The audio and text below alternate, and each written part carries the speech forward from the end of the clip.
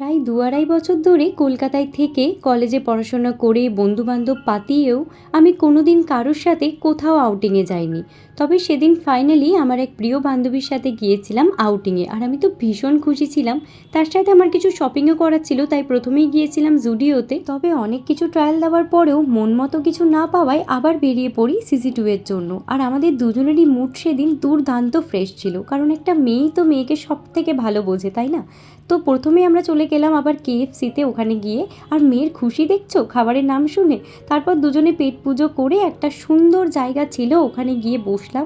আর এদিকে আমি দেখো একটু লিপস্টিক নিচ্ছিলাম ভালো করে ফটো ভিডিও নেব করে, আর এই মেয়েটা সেটারও ভিডিও বানিয়ে নিচ্ছিল। দুজনে মিলে সেদিন জমিয়ে আড্ডা দিয়েছি, গল্প করেছি, ফাটিয়ে ফটো ভিডিও সব কিছু নিয়েছি। আর সমস্ত কিছু করার পর আবার একটু ম্যাক্সে গিয়েছিলাম, ওখানেও কিছু পছন্দ না হওয়ায় সেদিনকার খুব ভালো ভালো মেমোরিজ ব্যাগে পুরে চলে গিয়েছিলাম আমরা বাড়ি। তো চলো টাটা।